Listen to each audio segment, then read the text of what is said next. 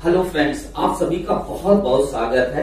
आज हम लोग फिर से अपना विषय संविधान लेके आए हैं और संविधान का इतना महत्वपूर्ण अंश आज हम लोग पढ़ने वाले हैं, जिसका टॉपिक है संविधान का मूल ढांचा अर्थात मूल ढांचे का सिद्धांत। और मैं मानता हूं किसी भी प्रतियोगी छात्र को, किसी भी भारत के निवासी को, नागरिक को जरूर मालूम होना चाहिए कि भारतीय संविधान से संबंधित यह मामला क्या था। भारत के संविधान के अब तक सबसे चर्चित वादों में से एक वाद था केशवानंद भारती। वो भी बताएंगे कि कौन था केशवानंद भारती और क्या था वह मुकदमा। तो चलिए हम लोग शुरू करते हैं अपना टॉपिक मूल ढांचे का सिद्धांत। कैसे हुआ, हमें थोड़ा सा इतिहास में जाना पड़ेगा कि ये मुकदमे आए कहां से। देखिए हुआ क्या कि जब 26 जनवरी 1950 को भारत गणतंत्र हुआ, भारत का संविधान लागू हुआ, उस समय आपको याद होगा कि भारतीय संविधान में 8 अनुसूचियां हुआ करती थी। लेकिन संविधान के लागू होने के बाद जब सरकार को कल्याणकारी योजनाओं के लिए जमीन की आवश्यकता पड़ी, तो सरकार के पास कोई ऐसा कानून नहीं था जिससे वह किसी व्यक्ति विशेष की जमीन सरकारी कार्यों के लिए अथवा जनहित के कार्यों के लिए ले सके। तो उसी समय सरकार ने पहला संविधान संशोधन किया 1951 में। प्रथम संविधान संशोधन 1951 करके संविधान में नवी अनुसूची जोड़ी जो कि भूमि सुधार से संबंधित थी, और कहा कि इस नवी अनुसूची से संबंधित विषयों के लिए कोई भी व्यक्ति न्यायालय में नहीं जा सकता है, यानी इसमें मुकदमा दायर नहीं कर सकता है।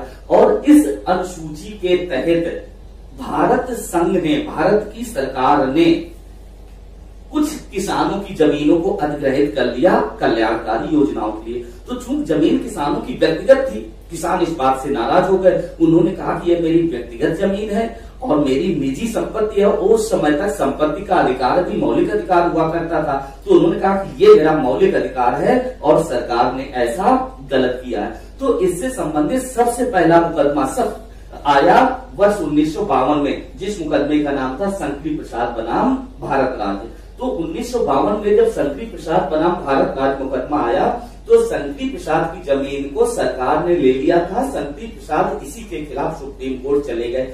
आपको मालूम है कि सर्वोच्च न्यायालय को संविधान की समीक्षा का अधिकार है। भारत में एकमात्र बॉडी है जिसको संविधान की समीक्षा का अधिकार है, और मौलिक अधिकारों से संबंधित मामले सीधे उच्च न्यायालय अथवा सर्वोच्च न्यायालय में सुने जाते हैं। तो ये शंकरी प्रसाद सीधे सर्वोच्च न्यायालय जाते हैं। सर्वोच्च न्यायालय में यह मुकदमा दायर करते हैं और सर्वोच्च न्यायालय में मुकदमा दायर करके कहते हैं कि सरकार ने जो हमारी जमीन ली है वह हमारी जो संपत्ति का अधिकार है, नंबर 1 उसका उल्लंघन है।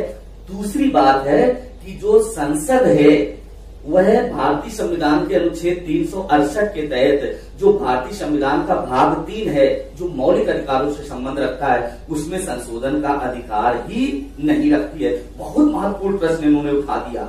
अब मुकदमा आगे बढ़ता है, सर्वोच्च न्यायालय इस मुकदमे को सुनता है और सुनने के बाद सर्वोच्च न्यायालय इस पर फैसला देते हैं और शंकरी प्रसाद मुकदमा हार जाते हैं।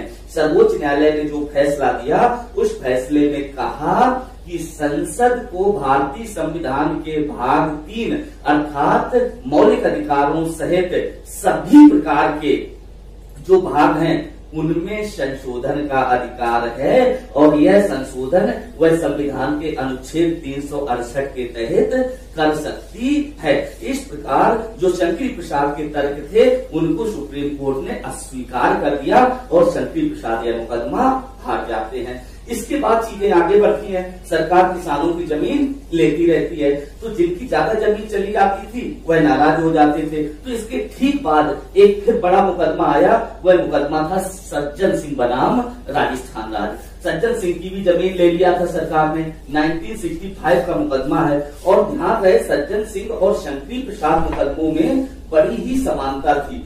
जो बातें शंकरी प्रसाद ने उठाई थी, ठीक वही बातें सज्जन सिंह ने उठाई। और सज्जन सिंह ने भी कहा कि सरकार ने जो हमारी जमीन ली है वह अवैध है, सरकार को ऐसा करने का अधिकार ही नहीं है, और यह हमारे मौलिक अधिकारों का उल्लंघन भी है, और संसद संविधान में ऐसा कोई संशोधन नहीं कर सकती है जिस प्रकार से उसने संशोधन किया हुआ है। फिर मुकदमे की सुनवाई हुई, जबरदस्त बहस हुई।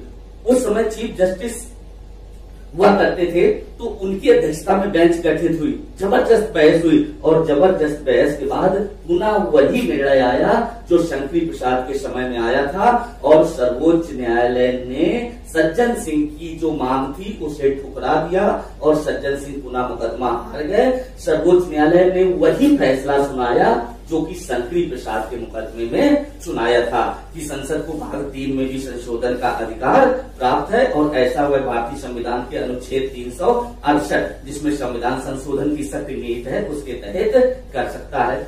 अब इसके बाद बात आगे बढ़ती है, फिर से सरकार किसानों की जमीन लेती है, जिनकी ज्यादा जमीन जाती है वह नाराज हो जाते हैं। तो ऐसे ही एक और मामला आया, वह गोलकनाथ का मामला आया, पंजाब राज्य का मामला था, बहुत ही महत्वपूर्ण 1967 का मामला है।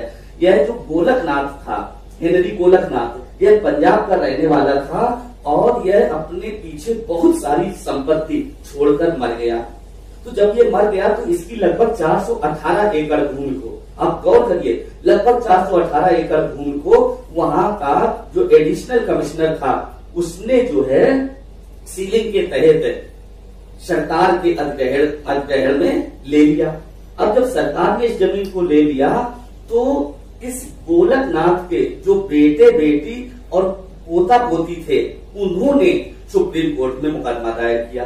सुप्रीम कोर्ट ने 11 सदस्यों की एक बेंच गठित की और 11 सदस्यों की बेंच गठित करके जो फैसला सुनाया वह भारत के इतिहास का बड़ा चर्चित फैसला था।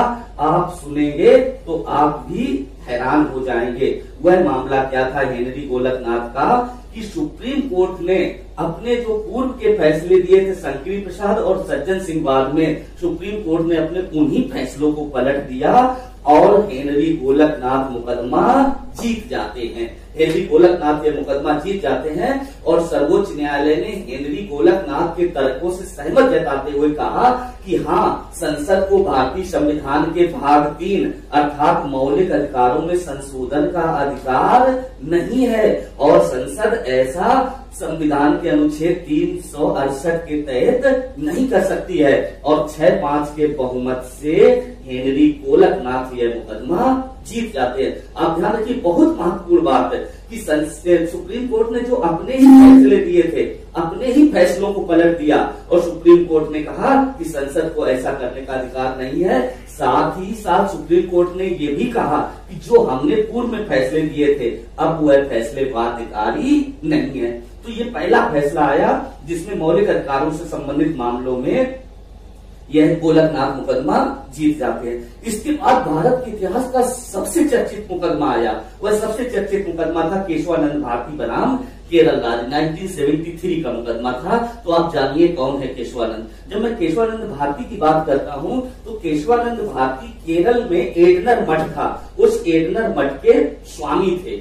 ये एडनर मठ के स्वामी थे। एडनर मठ की बहुत सारी जमीन को सरकार ने अधिग्रहित कर लिया था और इसी से नाराज होकर जो केशवानंद भारती हैं वह सर्वोच्च न्यायालय चले गए थे। और सर्वोच्च न्यायालय में उस समय तक 14 न्यायाधीश होते थे, एक सीकरी होते थे, जस्टिस सीकरी, वह मुख्य न्यायाधीश थे। समझिए 14 में से 13 जजों की पीठ बना दी गई। अब तक भारत के इतिहास की, जब आज बात कर रहे हैं हम लोग, भारत के इतिहास की सबसे बड़ी न्यायिक पीठ यही बनी है। अभी तक भी इससे बड़ी कोई पीठ नहीं बनी है। 13 जजों की संवैधानिक पीठ बना दी। आपको याद होना चाहिए कि सर्वोच्च न्यायालय में जो भी संवैधानिक पीठें बनती हैं उनमें जजों की संख्या विषम होती है। तो 14 में से 13 जजों की पीठ बना दी और इस मुकदमे की सुनवाई करने लगे। आपको जान के हैरानी होगी, 7-6 के बहुमत से फैसला आता है और केशवानंद भारती मुकदमा हार जाते हैं। तो ध्यान रहे, केशवानंद भारती तो मुकदमा हार जाते हैं लेकिन सर्वोच्च न्यायालय ने जो फैसला सुनाया वह भारत के संविधान में एक मील का पत्थर बन गया। क्या हुआ? सर्वोच्च न्यायालय ने जो फैसला सुनाया, सर्वोच्च न्यायालय ने अपने पूर्व के फैसले जो कि उन्होंने गोलकनाथ बाद में दिया था उसे पुनः पलट दिया और पुनः पलटते हुए कहा कि संसद को भारतीय संविधान के अनुच्छेद 368 के तहत भाग 3 अर्थात मौलिक अधिकारों सहित सभी भागों में संशोधन का अधिकार है और संसद ने जो भी संशोधन किया हुआ है वह संशोधन पूरी तरह से वैध है। और इस प्रकार केशवानंद भारती के तर्कों को खारिज कर दिया और केशवानंद भारती 7-6 के बहुमत से यह मुकदमा हार जाते हैं। 7 और 6 के मुकदमे बहुमत से मुकदमा आ जाते। लेकिन ध्यान रहे, सर्वोच्च न्यायालय में केशवानंद भारती मुकदमा जरूर हारे, लेकिन सर्वोच्च न्यायालय ने इसी के साथ एक और अपना आदेश दिया, कहा कि संसद को संविधान संशोधन का तो अधिकार है, लेकिन संसद संविधान का जो मूल ढांचा है, संविधान का जो मूल ढांचा है, जो बेसिक स्ट्रक्चर है, उस बेसिक स्ट्रक्चर में कमी नहीं कर सकती है। कमी करने के लिए कोई भी वह संशोधन नहीं कर सकती है। तो इस प्रकार जो सबसे महत्वपूर्ण बात निकल के आई वह बात थी मूल ढांचे का सिद्धांत। उसने कहा कि जो संविधान का मूल ढांचा है वह मूल ढांचे को संसद कम नहीं कर सकती, हाँ इसे बढ़ाने के लिए वह कोई संशोधन कर सकती है। अब बात यह आती है कि मूल ढांचा क्या था। मैं आपको बता दूं कि ये मूल ढांचा संविधान की प्रस्तावना में उल्लिखित प्रत्येक शब्द है जिसे मूल ढांचा कहा जाता है। आपने संविधान की प्रस्तावना पढ़ी है, जिसमें पढ़ा हम भारत के लोग भारत को एक संपूर्ण प्रभुत्व संपन्न समाजवादी पंथ निरपेक्ष लोकतंत्रात्मक गणराज्य, इस तरह तो जो ये शब्द आए संपूर्ण प्रभुत्व संपन्न पंथ निरपेक्ष लोकतंत्रात्मक, यह शब्द ही संविधान का मूल ढांचा है। यानी संविधान का मूल ढांचा प्रस्तावना में उल्लिखित वे शब्द हैं जो संविधान की गरिमा को बढ़ाते हैं। केशवानंद भारती मुकदमे में ही बेसिक स्ट्रक्चर अर्थात मूल ढांचे का सिद्धांत आया था, और ये मूल ढांचा कुछ और नहीं बल्कि संविधान की प्रस्तावना में उल्लिखित शब्द हैं। सर्वोच्च न्यायालय ने कहा कि संसद को संविधान में संशोधन करने का अधिकार है, लेकिन संविधान का जो मूल ढांचा है, मूल ढांचे में वह कमी नहीं कर सकती है, उसे बढ़ाने के लिए कोई भी संशोधन कर सकती है। तो ये सबसे महत्वपूर्ण जो सिद्धांत आया था मूल ढांचे का सिद्धांत, जो कि सुप्रीम कोर्ट के आदेश के बाद एक सिद्धांत बन गया और आज भी है भारत के सर्वोच्च न्यायालय में के आदेश के अनुसार भारतीय संविधान में सिद्धांत के रूप में अंकित है। तो जो मूल ढांचे का सिद्धांत था वो यहाँ से आया, और मूल ढांचा कुछ और नहीं भारत की संविधान की प्रस्तावना में उल्लिखित शब्द हैं। तो सुप्रीम कोर्ट ने इसी पर मुहर लगाई कि संसद संशोधन कर सकती है, लेकिन मूल ढांचे में कमी नहीं कर सकती है, उसे बढ़ाने के लिए वह कुछ भी कर सकती है। और देखिए, जब यही आया मूल ढांचे का सिद्धांत, तो मूल ढांचे का सिद्धांत आने के बाद ही 42वां संविधान संशोधन 1976 हुआ था, जिसमें प्रस्तावना में समाजवादी पंथ निरपेक्ष और राष्ट्र की एकता और अखंडता जैसे शब्दों को जोड़ा गया था। यह जो बदलाव था यह संविधान के मूल ढांचे को बढ़ाने के लिए था, इसलिए संसद ऐसा कर पाई।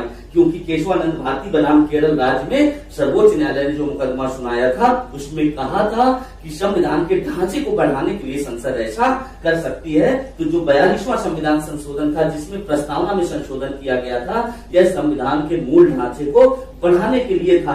तो ये था संविधान का मूल ढांचा, जिसमें सबसे जो प्रसिद्ध मुकदमा था वह मुकदमा गोलकनाथ और केशवानंद भारती का। केशवानंद भारती बनाम केरल राज्य मुकदमा तो बच्चे की जबान पर रहता है। 1973 का यह मुकदमा था, क्योंकि इसकी सबसे बड़ी खासियत ये भी थी कि सर्वोच्च न्यायालय ने अब तक की सबसे बड़ी बेंच 13 सदस्यों की बनाई थी, और 7 और 6 के बहुमत से केशवानंद भारती यह मुकदमा हारे हुए थे, और इसी मुकदमे में मूल ढांचे का सिद्धांत आया था। तो यह था मूल ढांचे का सिद्धांत, जो कि बहुत ही महत्वपूर्ण है।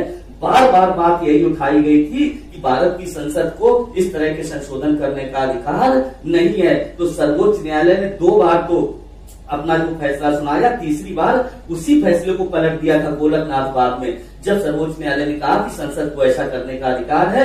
लेकिन फिर कुछ ही समय बाद 1973 में केशवानंद भारती के मुकदमे में सर्वोच्च न्यायालय ने अपने निर्णय को फिर पलटते हुए कहा कि नहीं, संसद को ऐसा करने का अधिकार है, और संसद ने जो किया है वह अपने अधिकारों के प्रयोग के तहत ही किया है। तो यह था मूल ढांचे का सिद्धांत। पूरी उम्मीद है आपको बहुत अच्छे से यह चीज समझ में आई होगी। एग्जाम में भी इससे संबंधित कई प्रश्न सीधे आते हैं। आपकी वैसे भी जानकारी के लिए यह बहुत ही महत्वपूर्ण चीज है, जो कि आपके मौलिक अधिकारों से जुड़ी थी। उम्मीद है पूरी चीज आपको समझ आई है। आप अपने वीडियो को लाइक करिए, शेयर करिए, अपने मित्रों को भी आप सेंड करिए, जिससे ज्यादा से ज्यादा लोग इस चीज को जान सके और आने वाली परीक्षाओं में वो सफल हो सके। आप सभी का बहुत बहुत धन्यवाद।